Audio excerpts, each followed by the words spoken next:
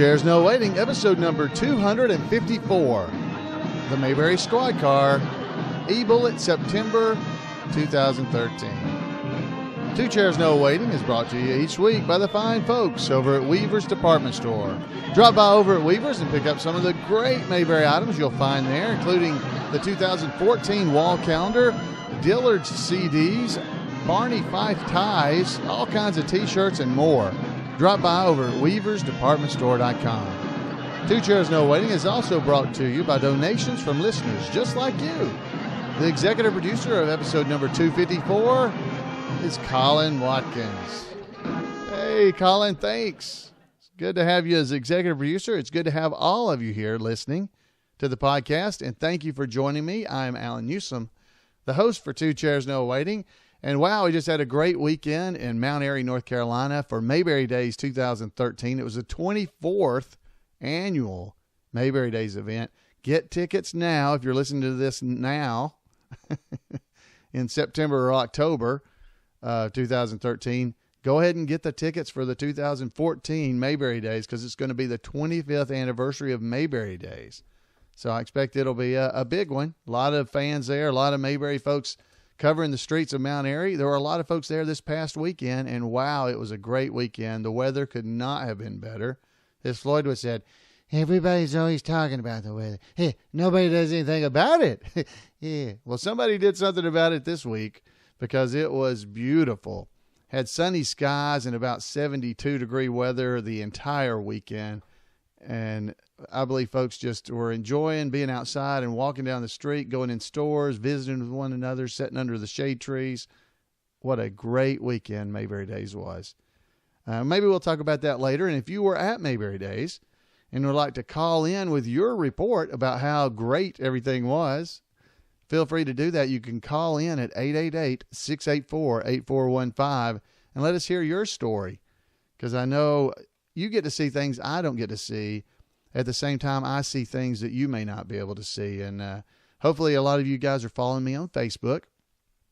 And if you are, you were able to see photographs that I was taking with my camera phone from backstage at some of the shows that we were doing, and just other locations where I was trying to take some pictures and post them online. And I know so many of you did that, and thank you so much for people that were posting things on Facebook. If you're on Facebook, go over there and check them all out, because there's Mayberry Days pictures all over the place there. So anyway, today's episode, now this is about the Bullet. Now you guys hopefully subscribe to the Bullet and are able to pick up your own copy. The September 2013 issue of the Bullet came out not too long ago, I believe the 13th of September. And in that particular issue, there's a great story about the Mayberry Sidecar. And that's what we're going to be running through today. Now, I'm going to be reading this story. Now, you may have already read it, and if you have, just skip along in the podcast till towards the end, because you've already heard the story. But Jim Clark is the one that's going to be telling us this story from his perspective, as he actually ran across something that I know all Mayberry fans will be excited to see. So we're going to head over there and start listening to that, or listening to this story as I read it. And I want to just thank Jim Clark, who writes the eBullet, for giving me permission to be able to use things like this on our podcast and to share this with you. And I want to encourage you, if you're not a subscriber to the eBullet, go over and subscribe. You can get it by email, or you can get an RSS feed, so you'll get notified every time a new issue is published. And you can look at it right there online at the website. You go to tagsrwc.com/the_eBullet, and you can find it. Or you just go to imayberry.com, click on the link. That's what I would do. And you'll go straight to it. So let's head over here and check out this story about the Mayberry Sidecar. Now, in the eBullet, Jim says, this section of the eBullet is customarily reserved for little odds and ends that don't really fit in another section. In this issue, though, the name of the section could not be more fitting for precisely this story. Read on for this unexpected tale of discovery. Ooh, That makes it sound really good, doesn't it? The title of the story is Making a Mayberry Entrance in Salida by Jim Clark. In most other forums, this story would be all about the delicious pork barbecue I had for lunch one Thursday back in August at Buffalo Smokehouse Barbecue, a new restaurant not far from the Arkansas River on the southeast side of Salida, Colorado. It's possibly the best barbecue I've ever eaten. Even to admit that is a mouthful coming from someone who grew up in North Carolina and now lives in Tennessee, two places that take their barbecue pork as seriously as their devotion to Mayberry and music. In any other forum, I might talk about how owner and pitmaster Randy Graves grew up in the South and mastered the art of barbecuing any kind of meat during decades of cooking in Mississippi, Louisiana, Texas, and currently in Colorado. He operated both Buffalo Smokehouse Barbecue in Trinidad, Colorado, near the New Mexico border for many years before moving to Salida a few years ago and eventually opened his new restaurant location in July. Rusty's secret may be having just the right hint of Cajun flavors that add a perfect zest to his barbecue. That and knowing not to be in a hurry when cooking barbecue. The man also makes a mean and unexpected pineapple cobbler for dessert. The family-owned restaurant, Rusty's daughter waited on my wife Mary and me during our visit, is perched on a hill just above U.S. Highway 50. It's a spotless and unassuming place that's well designed to accommodate either a tranquil trickle of customers or a roaring busload. Some folks might not even pay much attention to the back corner of the restaurant next to the kitchen. A casual glance suggests that it's just a quaintly funky little gift shop. But what it is a Cleora museum. Now, Cleora was a little mining and ranching community nearby that also served as division headquarters for the Atchison, Topeka, and Santa Fe Railway during the bygone era of the Old West. It's a ghost of a ghost town now. Rusty's museum has a wide variety of mining, Indian, and cowboy artifacts from the day when Cleora had a bustle to it. Actually, I'm just taking Rusty's word for that. I barely noticed the cowboy and Indian stuff. You see, I sought out Rusty's place for one reason and one reason alone. It was a last-minute detour added to a long-planned summer vacation. It was destined to become a highlight. In fact, it's a wonder I was able to sit still long enough to enjoy my pork barbecue plate, not to mention the pineapple cobbler with ice cream, all while knowing what was on display about 10 yards away. Forget the food, forget the Indian arrowheads. When you walk in the door of the Buffalo Smokehouse Barbecue, the greeting should simply be, "Welcome to Checkpoint Chickie." That, Mayberry friends, is because gleaming in the corner of the Cleora Museum, in the corner next to the kitchen of Buffalo Smokehouse Barbecue in Salida, Colorado, is the actual 1927 Harley-Davidson JD motorcycle and sidecar from Barney Sidecar, episode 111. I know what you're thinking. The old presiding goober has gone into Colonel Harvey's Indian elixir. Or maybe he's guzzled some of the cider that Barney left at Mrs. Mendelbright's that time, or sips the darling's mulberry squeezins. I have come to fill my vase. No, I'm dead sober. Here's the proof. Back when the motorcycle was used in Barney's Sidecar, which was filmed in mid-November 1963 and first aired on January 27th, 1964, it was owned by legendary Hollywood stuntman George Dockstader. Though Dockstader could do all manner of stunts, working with names like Hitchcock, Eastwood, and Mel Brooks, he's best known for his expertise with cars and motorcycles. He maintained a stable of vehicles that he would modify and supply according to the need of particular movie or TV shows. When the Andy Griffith Show contacted him needing a vintage motorcycle with sidecar, Dockstader had just what they needed. We aren't surprised to notice that it was the cycle in Barney Sidecar was thought to have been in World War I, while this cycle was made in 1927. That discrepancy isn't one that couldn't be easily trumped by a piece of wood and Opie's wood burning set. Not to get too far off topic, but what's a sidecar story without a sidebar? The stuntman who drives the motorcycle in Barney's Sidecar wasn't George Dockstader, who wasn't the right size to play Barney. Instead, it was Jerry Bruce, who was Don Knotts' stunt double for most of Don's career, including for all of his movies for the Universal and Disney. Bruce was also Irene Ryan's stunt double for Granny on the Beverly Hillbillies. But back to the motorcycle. George Dockstader owned the cycle until sometime in the 70s, when he sold it to Robert Bobby Falk, a good friend and longtime mechanic at Paramount Studios. Falk kept the cycle and sidecar in basically the condition he received them in, except for one thing, and that is that he eventually repainted the body of both the cycle and the sidecar to be as close as he could get them to the way they had been when Barney's Sidecar was filmed. Trained noticers are sure to observe that the sign work for the emblem on the sidecar was clearly not done by Charlie Phelps, but it is in the ballpark and is nicely done. And the chain guard is painted the same as the rest of the body now, whereas it wasn't the same in Barney's Sidecar.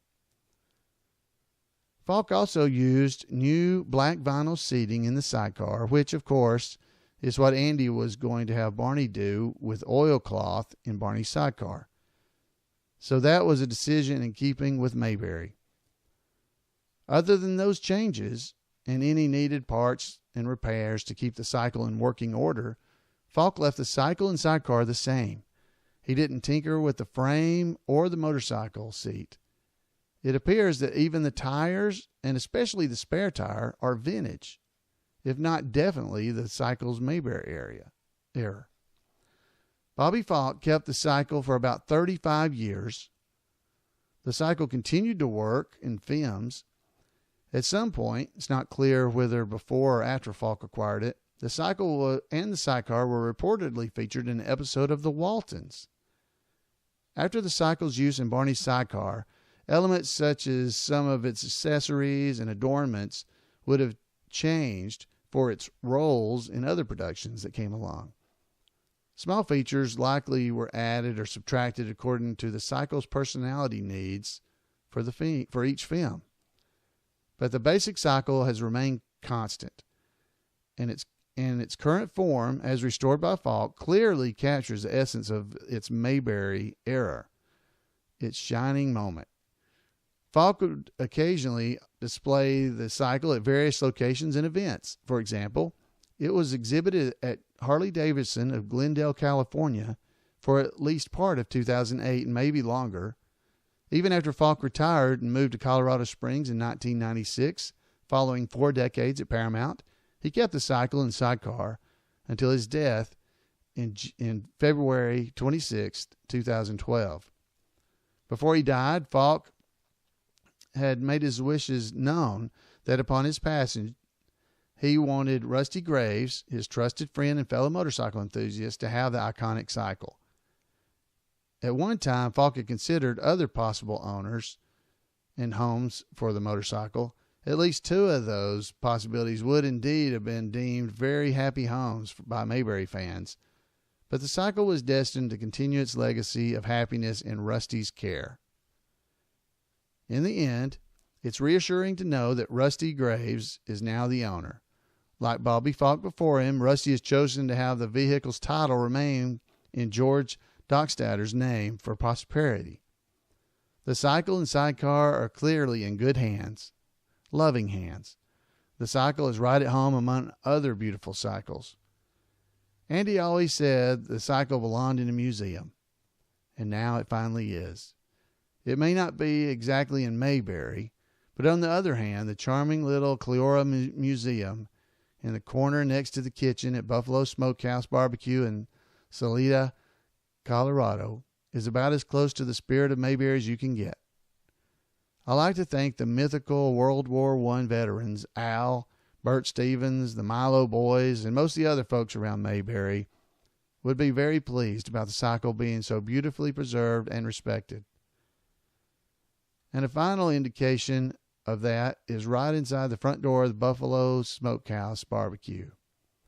That's where they've placed one of those nostalgic machines that for 50 cents will smash a penny for you and create an embossed Celia souvenir. For my part, I saved the 50 cents and a penny.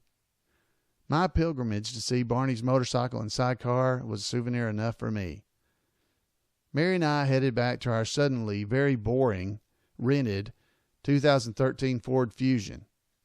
We got in the staid indigo gray sedan with all of its modern comforts and amenities and headed down the steep driveway to get back on US 50.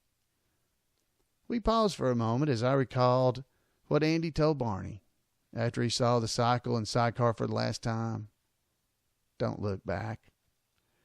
With my eyes fixed ahead, I made the right turn to get back on US 50 going west to east, resigned in the assurance that while driving along, I would have no problem pronouncing any word beginning with the letter S whenever I wanted.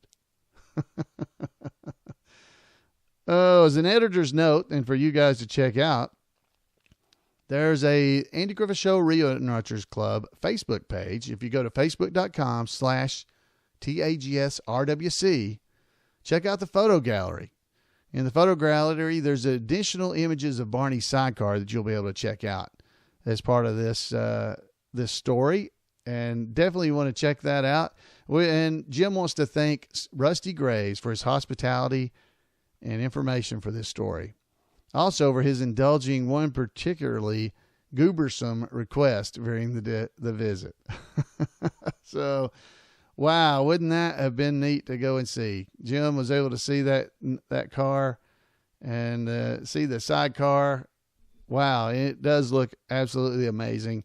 I want you to go and check out the images you'll find there at Facebook and check them out. If you didn't like the way I read it, please go over to the eBullet and read the story yourself, because I did stumble through a few words there.